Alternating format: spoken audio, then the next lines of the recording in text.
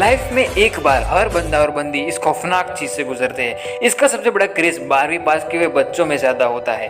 Hostel hostel का नाम सुनते ही हर कोई पागल सांड की तरह नाचने लगता है। अपनी स्पेस, अपना पर्सनल कमरा और किसी का बाप मुझे नहीं रुकेगा, ये थॉट्स आते हैं। जब आना होगा तब आऊंगा, जब जाना होगा तब जाऊंगा, कभी कभी मन किया तो आऊंगा ही नहीं। साली अपनी भी गैंग होगी और मैं तो कभी 100 किलो के मुस्टंडे लेके घूमूंगा और उनको अपना बॉडीगार्ड बनाऊंगा।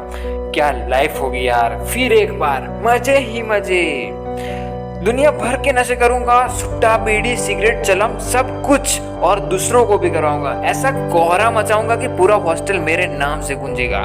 फिर फ्रॉम इंडिया में रजनीगंधा, कदमों में दुनिया। पहले दिन हॉस्टल में आते ही बड़ी बड़ी बिल्डिंग, कमरे और गार्डन देखकर यही लगता है कि स्वर्ग कहीं है तो यही है। हर कोई रिस्पेक्ट देता है और तू की जगह आप करके बुलाता है। आप सारा सिक्योरिटी गार्ड तक इज्जत देता है। आप ये तो मेरे बाप ने कभी अच्छा काम करने पे भी नहीं कहा जितने प्यार से ये लोग कहते हैं। पूरी दुनिया हसीन लगती है। ऐसा लगता है कि भगवान ने मानो सारे मेरे पाप माफ कर दिए। ऐसा लगता है कि हम ही यहाँ के राजा हैं। कहते हैं ना कि हर दाल में कुछ काला होता है। धीरे धीरे वो काली चीजें मुझे मिलने लगी थी। पहले शुरू करते हैं कमरों से। सबके कमरे सही थे, सिर्फ मेरा छोड़कर। ऊपर से मेरी फूटी किस्मत और जोर दिखा रही थी। रूम पर पहुंचता हूं तो दरवाजा ही टूटा हुआ। उससे ज्यादा क्या ही बुरा एक्सपेक्ट कर सकता था। लेकिन दरवाजा खोलते ही पैरों में से आवाज आती है। और ये क्या, टाइल्स ही टूटे हुए। सामने देखता हूं तो गद्दे, वो भी उसको देखकर ऐसा लगता था कि किसी ने उसको रेगिस्तान में डुबो कर यहाँ रखा हो। अब गर्मी के दिन थे। मैंने सोचा कि कोई नहीं भाई, पंखा ही शुरू कर लेता हूँ। लेकिन ये क्या, एक पंखा ही का और एक पंखा, और वो भी 5 पर 2 की स्पीड पर घूमता था। लिटरली 5 पर 2 की स्पीड पर घूमता था। और हवा तो ऑब्वियसली अपने आप को ही देता था। उसके बाद जब रात को पढ़ने के लिए रूम में 5 लाइटें थी। पहली स्विच ऑन करो, नो रिस्पॉन्स। दूसरी तो एक साथ सारी लाइटें शुरू हो गई।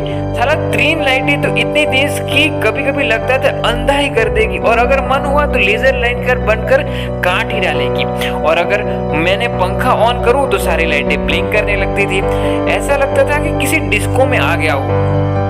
और दरवाजा अपने तरीके से ही आवाज निकाल रहा था। बंद करो तो भी आवाज करता था, खोलो तो भी आवाज करता था। सबसे बड़ी बात कि स्टॉपर तो था ही नहीं। ये दरवाजा का फायर अलार्म ज्यादा था। आवाज भी ऐसी कि कोई लड़की अपना गला फाड़ रही हो। और ये निकम्मे दोस्त पूछते रहते थे कि तेरे कमरे में कोई लड़की आई है ना। मन तो करता था इसी दरवाजे को उखाड़ कर वार्डन के ताबूत पे चिपका दो। मरने के बाद भी दरवाजे की आहट उसे डराती रहेगी। अब भाई स्टूडेंट्स, वार्डन्स, गवर्नमेंट ऑफिसर, ये सब गए भाड़ में। यहाँ की काम वाली किसी और ही दुनिया में जीती है। अपना घमंड तो हवा में चारों ओर लेकर घूमती है। इनका घमंड इतना कि उसके बाप का हॉस्टल हो और हमें दान में दिया हो। छोटी छोटी चीजों पर चिल्लाती रहती थी। किसी भी के भी रूम में घुस जाएगी, कुछ भी मांगने लगेगी। अगर मांगने से इनकार कर दिया तो पूरे हॉस्टल में बखेड़ा करा कर देगी।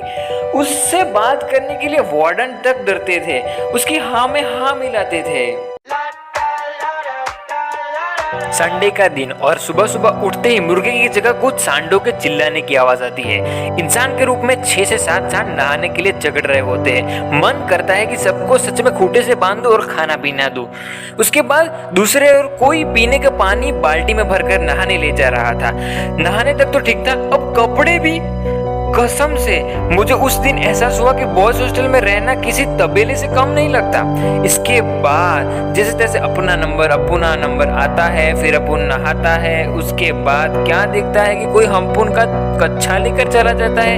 हम वापस उसके पास कच्छा मंगवाता है तो फाड़ के वापस दे दिया जाता है।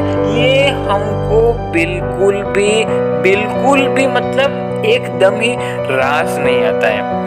अब सब सेट करने के बाद, ये चिल्लाने वाले दरवाजे को बंद करने के बाद जब खाने के लिए नीचे जाता हूँ तो क्या देखता हूँ कि एक बड़ी सी लाइन मेरा इंतजार कर रही थी।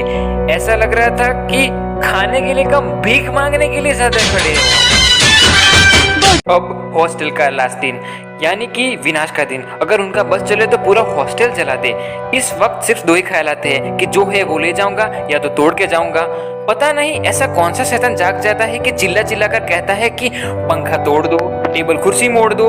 चलो ये सब तो ठीक है, बाथरूम से इनकी क्या दुश्मनी है यार। शावर निकाल लेते, बाल्टी में छेद कर देते, और टॉयलेट सीट भी। अबे सालो कुछ तो ख्याल करो, अपना इतना नहीं तो कम से कम जो रह रहे उनका तो करो। वो कहाँ जाएंगे। और साला दीवार पर अपना नाम लिखते हैं, क्या समझते खुद को महाराज। अबे साले जेल में दिन गिनने वाले कैदी की तरह लगता है तू। और लिखते हैं कि तेरा बाप यहाँ रहता था। ये कौन सा बाप है जो मेरे साथ पैदा हुआ था और मेरे आने से पहले ही चला गया। कुछ लौंडे पैसे मांगने लगते हैं, भाई पैसा दे दे यार, फीस भरनी है, भाई पैसे दे दे यार, गर्लफ्रेंड को मिलने जाना है, भाई पैसे दे दे यार, तबीयत खराब है, भाई पैसे दे दे यार, फोन खराब है। और उसके बाद वो बंदा कभी नहीं दिखाई देता, मतलब कभी नहीं। अगर आपको ये वीडियो पसंद आई है तो ये 3 चीज करना मत भूलना, और दूसरे 3 लोगों को भी ये काम करने के लिए बोलना। Like, share and subscribe, and thanks for watching.